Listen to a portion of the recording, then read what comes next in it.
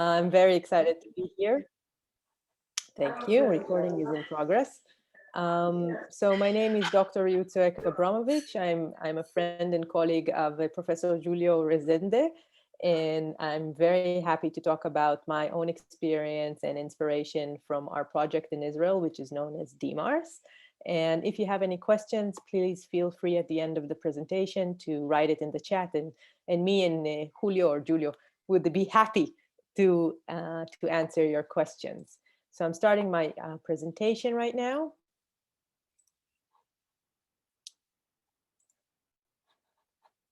Over here, thank you very much. And so my talk today will be a swift story through the story of DMARS, a bit of the prominent points which make it such a great analog platform in Israel in particular. And just a few words about myself. I'm an astrobiologist. I work at the Dead Sea Science Center, the Aravine Dead Sea Science Center. My current projects evolve around actually extremophiles, cross-contamination issues in crewed missions to Mars and other planetary bodies. And I'm very happy to be here today. I co-founded DMARS together with an amazing group of people in 2018. And I also co-founded in 2017 the Israeli Mars Society. And let's start it with why I'm so excited to be an astrobiologist. This is a very nice images of our different planets in our own solar system. It's an old photo. As you can see, it's an old image because Pluto is still included. But the thought of having life elsewhere in the solar system and beyond is a very, very exciting idea for me and for many others. So as an astrobiologist, I work around what is the origin of life on Earth? Could it start someplace else? What was the first molecule? What was the first DNA? How did it look? How can life adapt to extreme environments? And it's a very fascinating topic.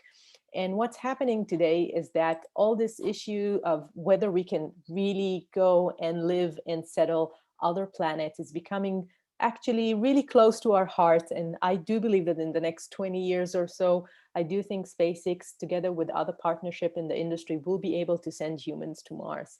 And this is, of course, a very exciting time to be. It's a very exciting time to be a scientist in the planetary scientists whatsoever. If you're interested in the universe, this is the golden age to be in. And so I'm going to show you how Mars is closer than you think, actually.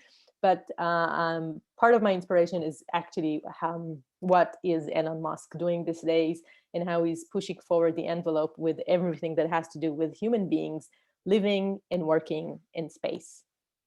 And so Earth versus Mars, this is a very famous picture I used and Roy Naor created in 2017 in order to illustrate a very interesting point. Actually, about 3 pictures out of the 7 pictures that you see here, they are from Earth.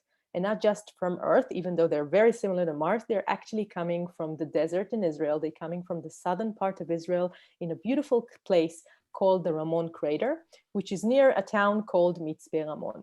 And in 2018, actually at the beginning of 2017 already, we started working on this grand idea at the time to have an analog station in Israel.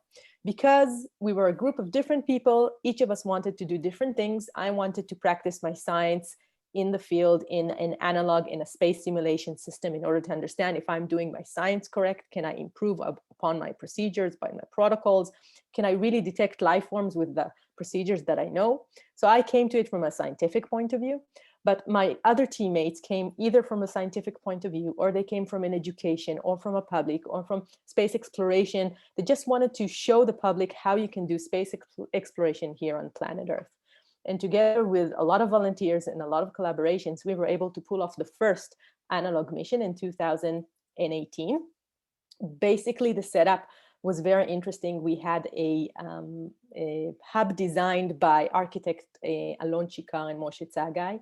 And we had all these mock-up of PLSS and mock-up suits and mock-up everything. And we had together to live for 4 days, basically, only 4 days, in a complete isolated situation in which the mission control support was in a different city in Israel. We had a delayed communication of 10 minutes to each direction.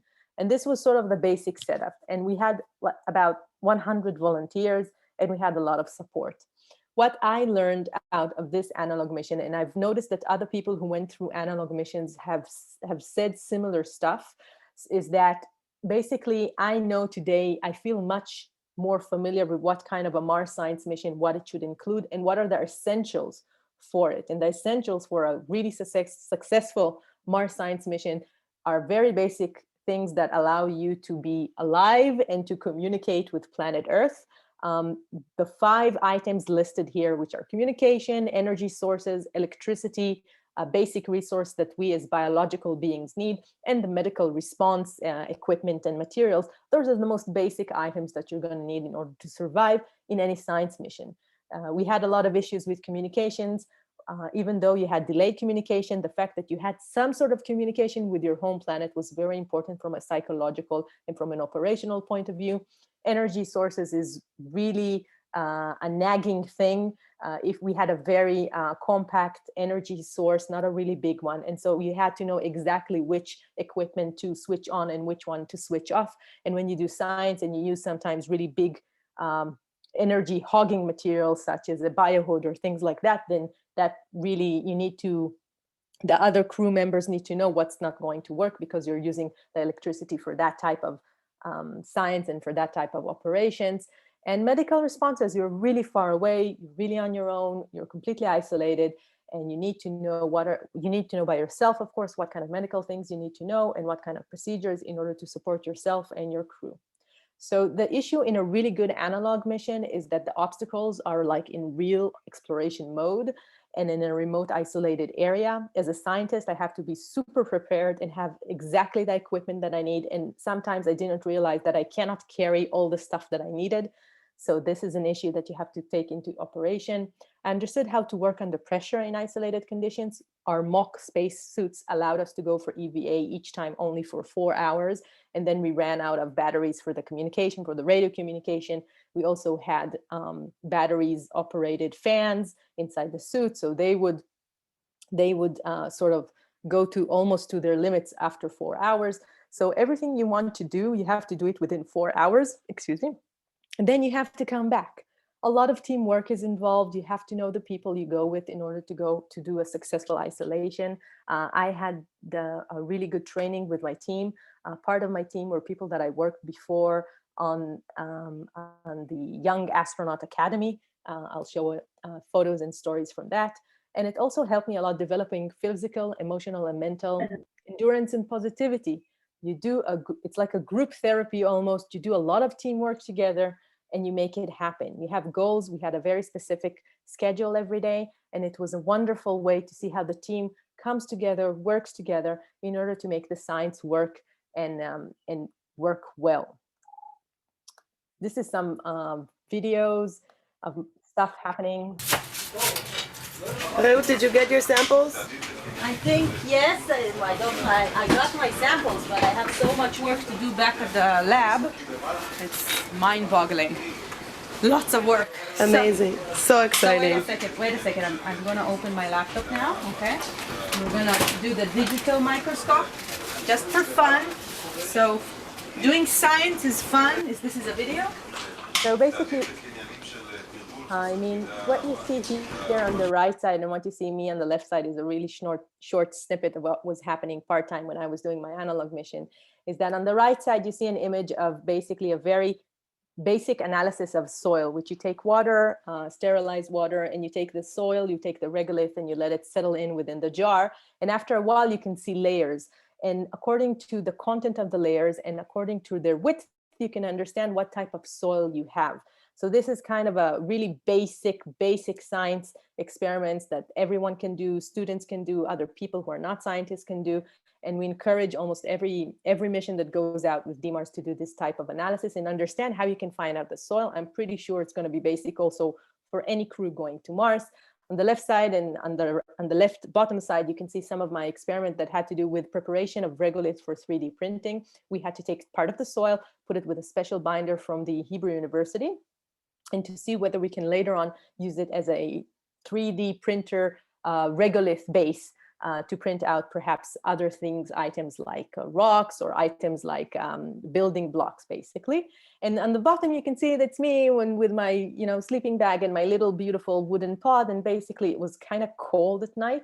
So you're not only dealing with, you have to be with the same people in the same room all the time. You have to do the science and you have to be very exact on your science, but you're also dealing with the physical and the psychological stresses that those add up. And that can affect your science works, which is why I'm really happy to do this exercise. And I was so happy for this opportunity to occur. And let me just go. So some examples of science that you can do when you do an analog mission that we did in DMARS is that we had a lot of collaborations with different universities in Israel and overseas. So for instance, on the left side, evaluation of novel emergency evacuation using a mobile rover. We had a very stupid basic mobile rover, but we had a medical team from different hospitals in Israel, including some medical students, and they came out and they did a lot of interesting experiments on how to use this mobile rover in order to get the right equipment at the right time to an astronaut outside who is having, for instance, a heart attack, who has a rupture in his mock spacesuits, for instance, which is a very real scenario when you walk around and there are sharp rocks everywhere.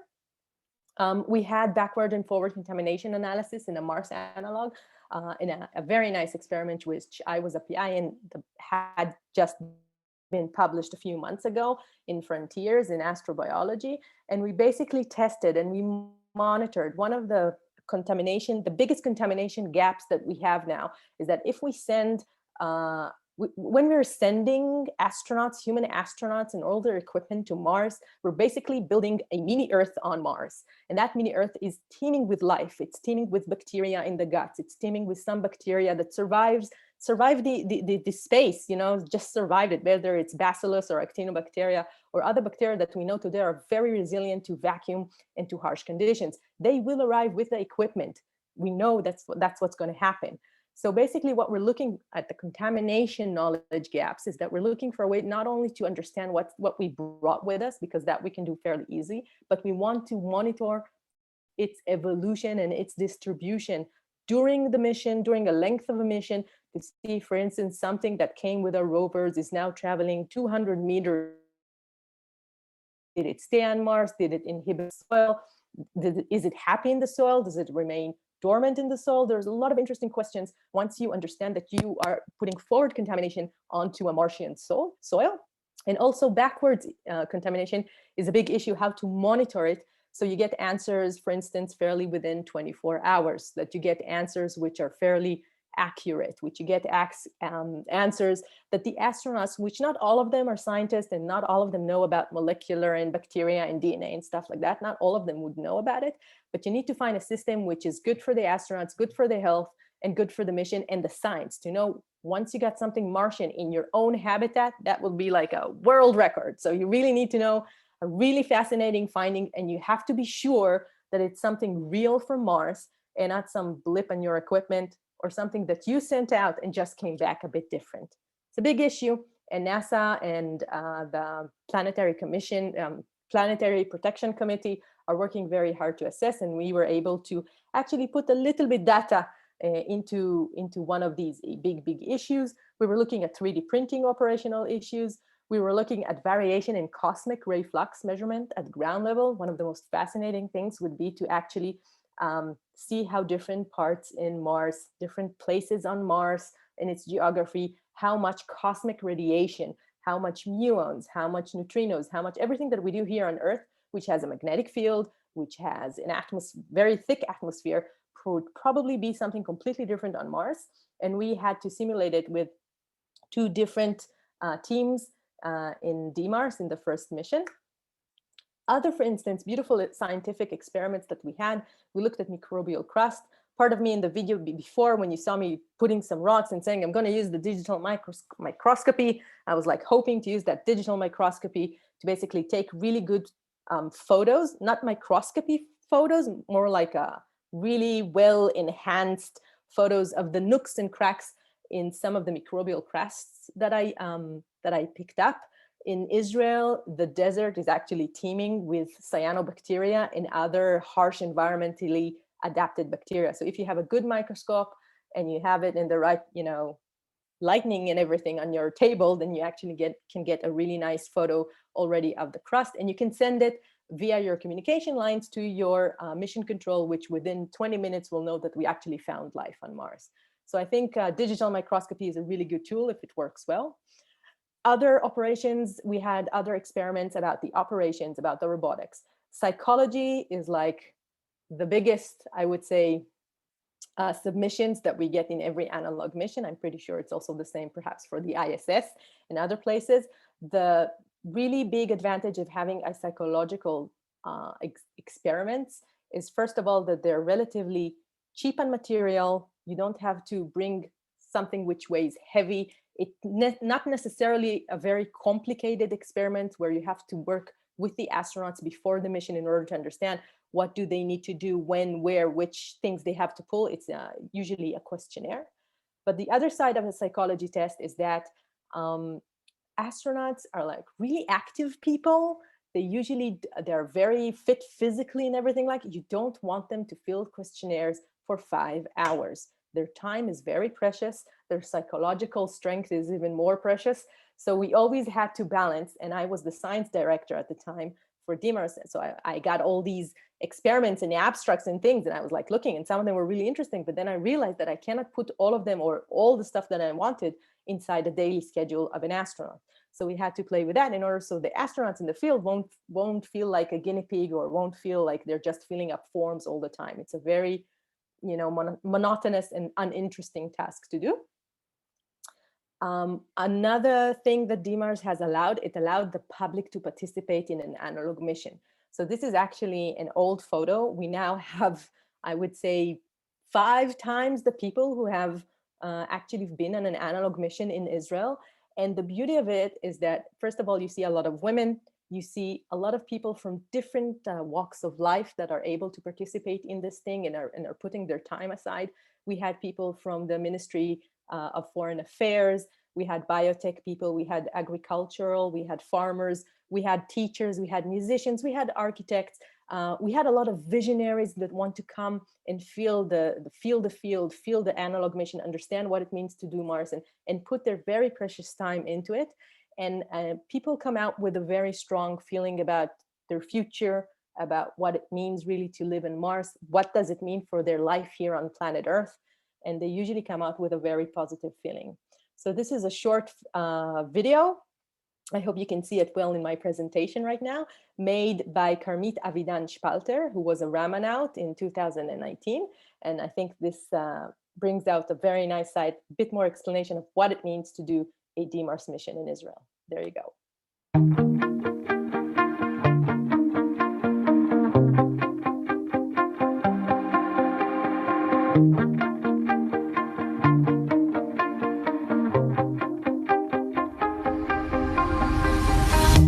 You shout it out, but I can't hear a word you say. I'm talking loud, not saying much. I'm criticized, but how your bullets ricochet. Shoot me down, but I get up. I'm bulletproof, nothing to lose. Far away, ricochet. You take your aim. Far away. You shoot me down, but I'm a bomb. I am titanium. You shoot me down, but I'm a bomb. I am titanium.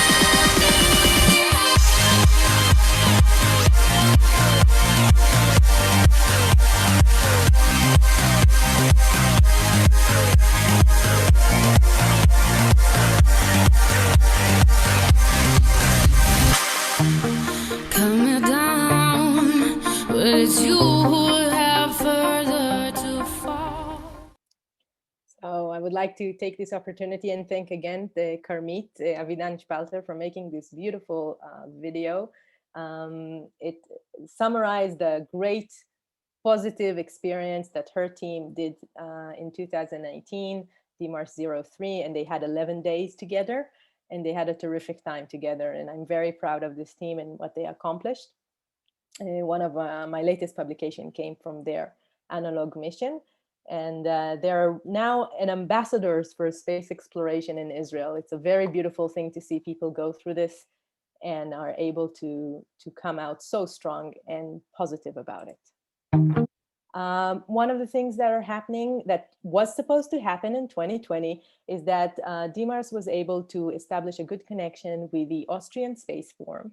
And we were very happy to host them to make to do one of their own missions here in Ramon Crater using our habitat, but now also an additional habitat. So by the end of 2021, I really hope we're going to have 2 habitats at the Ramon Crater, which will be able to have a bigger capacity.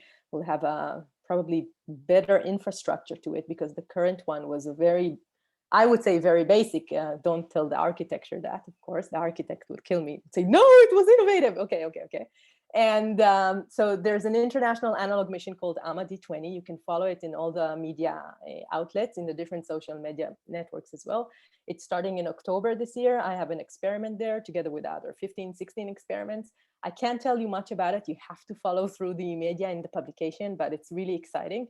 And we were really, really disappointed with all 2020 year, I guess also as you were. The year 2020 with all the COVID-19 happening was a real bummer for everybody. And we're looking forward for this collaboration and for other collaborations. We're going to learn quite a lot from it. What else do we have with DMARS? So some of the innovation came through our collaboration with art.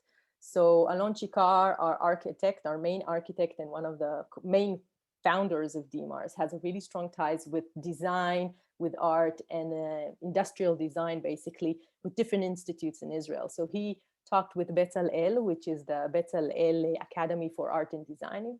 And they came for a very special workshop for 4.5 days in which they did not do an analog mission, but because they stayed in the field and they stayed in Mitzpe Ramon, and because they had lectures by me and by other people in the area from the ADSSC, they completely, within 4 days, completely, I would say, internalize what it means to live in extreme conditions like we have in the desert in Israel, and what furthermore it would mean for someone, for instance, on Mars.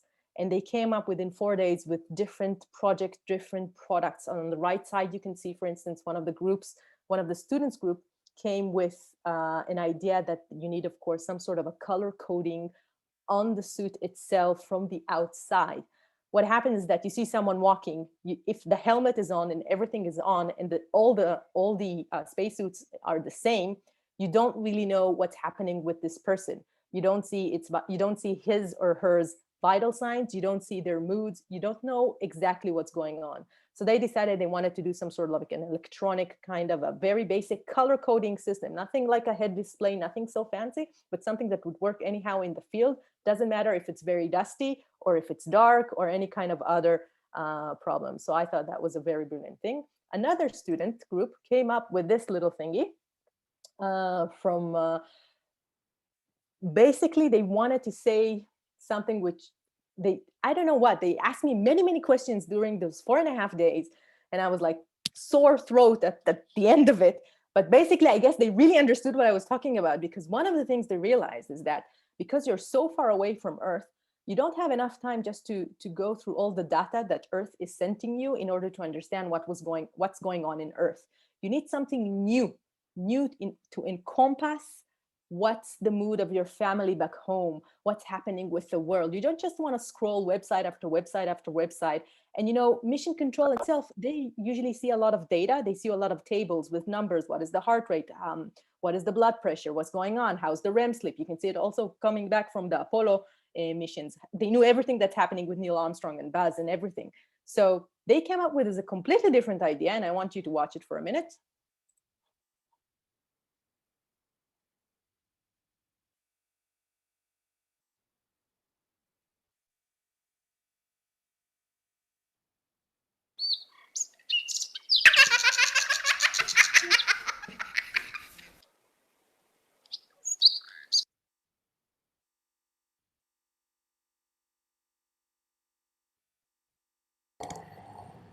Hi, this is Linda for International Operations Center. Going for a walk on Mars. Will report when I'm back. Terrific. So what we saw here was basically a small hovering hologram, which has different colors, but also different textures. And when the astronaut touches this hologram, it's basically a visual presentation of the entire database that relates to what's happening with her family, what's happening in her, medical file, what's her schedule for the day. So you just need to touch a certain area, a certain texture, a certain color, and she will get that experience. She will hear it, she will see it, she might even be able to taste it if we have the right sensors and everything. And the same thing back home. And this shape can change over a sudden with some color scheme, if there's something wrong happening back Earth, if it's something happy, if there's something urgent. It's a very innovative way of looking at how you communicate with astronauts or with people who are very isolated and in different conditions than you are. Sorry. And so one of the wonderful things that one of the best collaborations we had was basically with Saga Architects, who are Saga Space Architects, and they do many interesting projects all around the world. The last one I think was in the Arctic or in Antarctica. No, I think it was in the Arctic. And they came for maybe 3 weeks or even with a lot of good intentions and a lot of design. And they basically work themselves off for 24 hours every day until the mission itself. And I just want to show you what a beautiful thing they've done. Watch this short video. This is excellent. One of the ways we prepare for Mars is to test things in an analog environment. That means that we simulate all the mission aspects of going to Mars. Together with DMARS, we are testing a prototype space architecture on a simulated Mars mission. Saga has built an astrobiology laboratory. The essential part of the architecture is that it has to be really light so we don't waste a lot of fuel bringing it to Mars. This is why we made a thin structure that unfolds and deploys to become a much greater room. It expands from 8 cubic meters to a staggering 41 cubic meters. So it's this compact little diamond that turns into a vast space that is a laboratory. In order to survive the long journey and tough landing, the habitat has large hard shells, which when it's closed, protects the lab like an armadillo. The atmosphere on Mars is very thin, so we have to create our own. The structure is enclosed in a membrane, flexible enough to fold and expand, and strong enough to hold at least 1 bar of atmospheric pressure.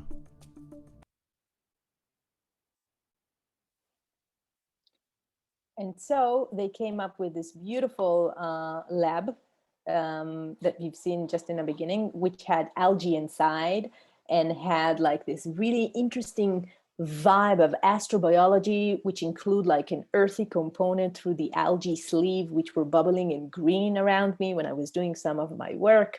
And other people commented it was a real exciting experience to see how they came up through discussions with Alon Shinkal, and they finally came up with this idea. And we had a lot of help from Ormat, which is a company which deals with big infrastructures and big structures in Israel. And they had the right tools in order to make this thing happen at all. And we were very happy about this collaboration. And for me as a scientist, to see how architects and art, design, just think about something and then all of a sudden implement it with such a short time frame, it's a very innovative process and it's a very effective process. And I think that is the correct process to go through if you want to succeed on Mars. If you want to succeed in new space, you need this very effective short time processes and having the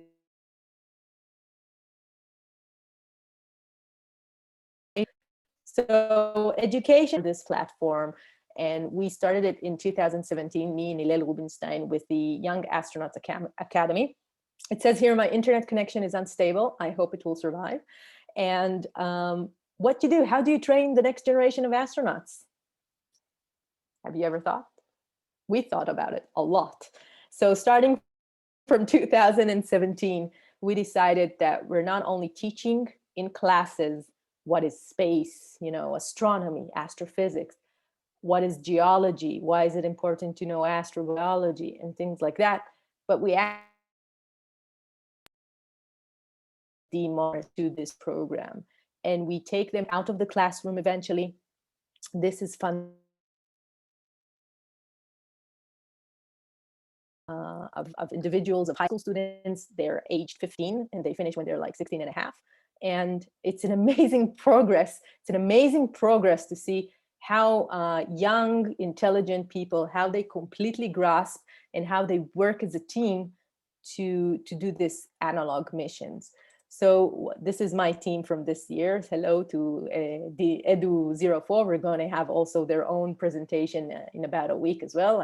I'm happy to give the link to anybody who's interested, how their mission went. So what do? We have a very rich curriculum. We do work with them about planetary scientists, about astronomy, astrophysics. We do a lot of team building exercises because at the end of our program, there is a really big analog missions, which they have to do by themselves. They have to prepare the experiments. They have to do the experiments. They have to understand what is the responsibility of the commander, what is the responsibility of the safety officer, what is the responsibility of the medical officer. We give them as much training as we can. And when they do the analog mission, they're usually split into two. One part is the astronaut, and one part is doing the mission support center. There's a lot of responsibilities going everywhere, and then we usually switch between the two groups, so everybody has a full complement of all sides of a space mission. And it's very tough for them, but on the other hand, the rewards are amazing and they're very, very real. This combination, having something in the classroom and then something in the practical, it's a very welcome addition to our public education system, and these children are very, very happy. During the field trips, not only team exercises and team building exercises, but of course, understanding how do you recognize a rock that was formed when there was water, right? That's what we want to find on Mars, follow the water. How do you follow the water? You find rocks, which under certain conditions, they were made during when it was more water and moist, perhaps on the surface. So you need to identify those rocks. You need to follow the water. We, for instance, do a very basic seminar about how to use microscopy in the field. We do a basic seminar on how to use, how do you say it, flowing small helicopters. I forgot the name for it in English all of a sudden. But when you use these things, like you had this Ingenuity helicopter, these are tools that they're going to have to use when they're on Mars as well. How do you cook in the field? How you take care of your friends? All these issues, personal, both team and both are science related. They're all encompasses within this environment of doing field trips with young people. So when they go and they do the analog missions, the rules are almost the same rules as for adults. There's no supervision within the I'm just checking that nobody's here in the waiting for me in the admission room. And when they go out from the habitat, they have to wear these bulky spacesuits. These were our first version. We're now probably moving towards different versions as well. But they had to wear them. They had to check everything is working, including the radio. We never let them to close the helmets because that's a big safety issue. And I didn't think that would be prudent. They need to understand in software in order to move the rover, for instance, in order to make it go. If they need to fix it, they're the only ones to fix it. Nobody else comes to their help.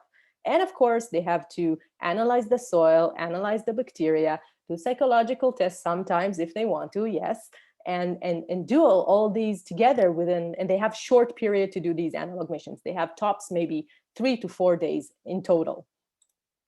So see, for instance, in 2018, how does it look when two female, one of them was actually the mission commander, and how they're being prepped inside the habitat with their colleagues in order to go to an EVA in a successful manner. So just pay attention to this for a minute.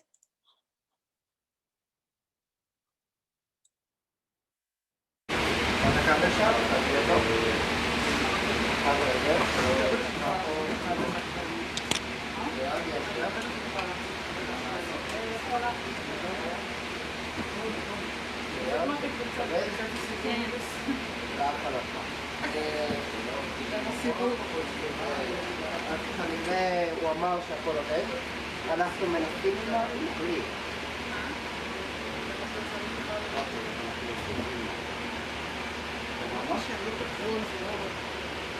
זה אמור להיכנס.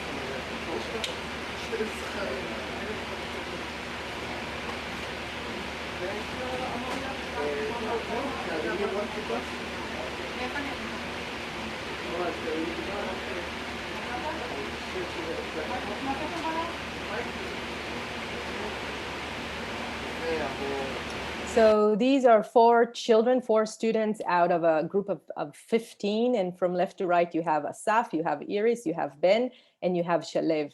Now, it's an amazing trust building environment.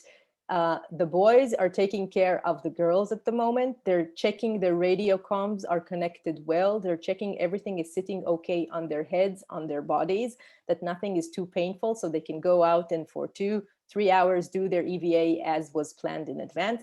The girls on the other side, they have to trust the guys. Look how serious everybody is. Look how attentive everybody is. This is an amazing exercise at an age where everything is important, how you talk to one another and how you build your trust. After this experience, they know there's going to be some guys that are going to take care of them and they can trust them to go on a mission on Mars. And I think that's the most amazing thing, one of the most amazing things I've done in recent years. And again, this is a program funded by the Israeli Space Agency, and it's quite amazing. In our latest analog mission, with our latest student analog mission, EDU-04.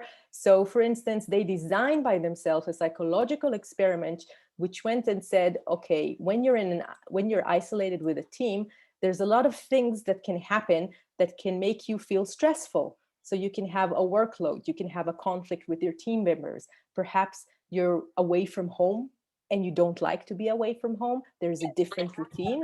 It's very interesting. Also, a lot of issues come with, you don't have control, right? You're part of a team, something is not working. There's no way for you to actually change the situation. You have to deal with reality. So they came up with this questionnaire, a very leveled questionnaire, 1 to 5. They did it anonymized to all the team members. And eventually they came up with some graphs which show that as the mission progressed, the level of stress as they measured it went down. So I think it's an amazing thing to see high school students come up with anything as sophisticated as that and are able to come up and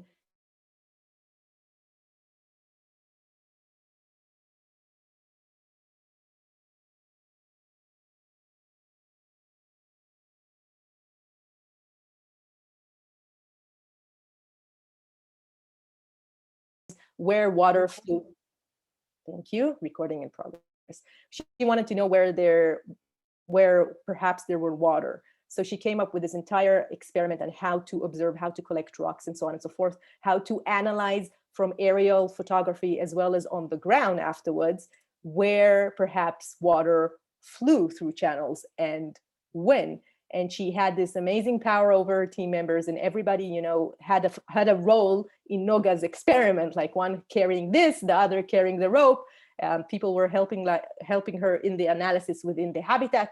Again, amazing field work in any standards. And this was a very interesting project. So this is part of also DMARS, doing the education thing. And some key components that I've learned about Earth analog platforms is that, first of all, you have to collaborate with external parties usually. Local communities, we are using a nature reserve, which is called a remote trader. So for us, DMARS, it's very important to be in clear communication and very trusting communications with Mitzpe Ramon town, with its scientists, with the nature reserve authorities to understand, to make them aware that we're not harming the environment in any way or any shape, whatever, having the right approvals and everything. It's very important to be with science organization. In my opinion, as a scientist, it gives a completely different level of integrity to the missions. You really hit the nail on the head when you're starting to do science. Everything else it's a bit more fluid, things can change, but when you want to do science, it keeps your standards very, very high. Having top educational organization, we had the luxury of working with the Davidson Institute for Science Education at the Weizmann Institute, and now also with the Ben Gurion University and the Arava and Dead Sea University. Both have basically educational arms which are amazing and are national, and they know exactly what are the best things to do with things, because when I came to do this educational stuff, I'm coming from the scientific community. I'm not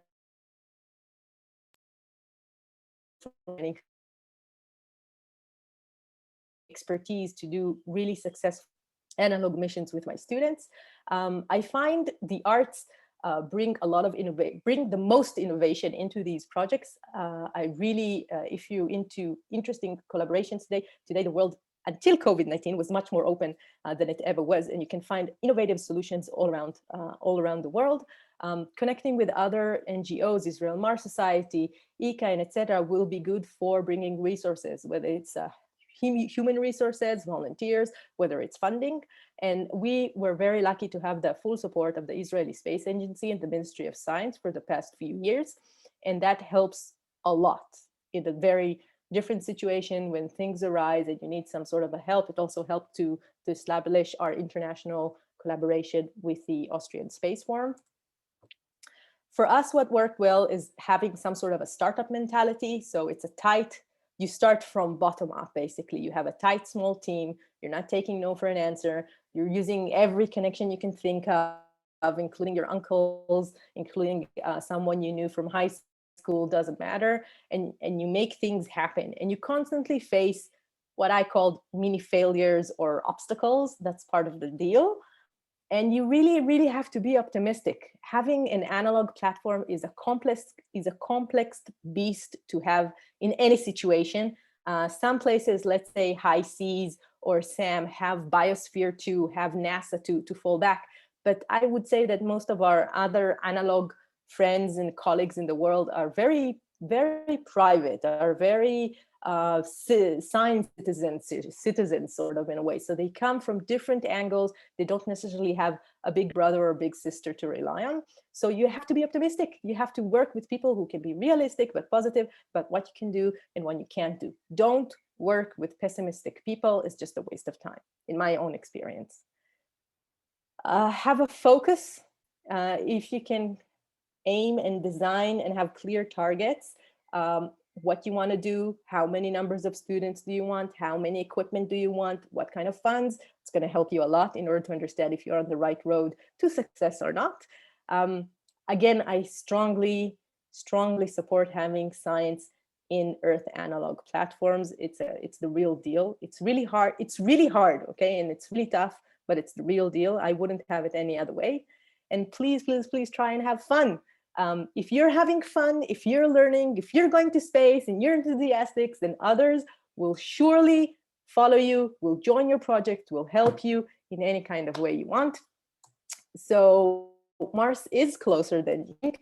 For me, I found it in the Israeli desert down south. I'm very happy. It's 2.5 hours from my home here next to Jerusalem. So I'm super happy that I found Mars. I can't wait to get to the real thing, of course. So thank you very much. And we're opening it now for questioning. Thank you.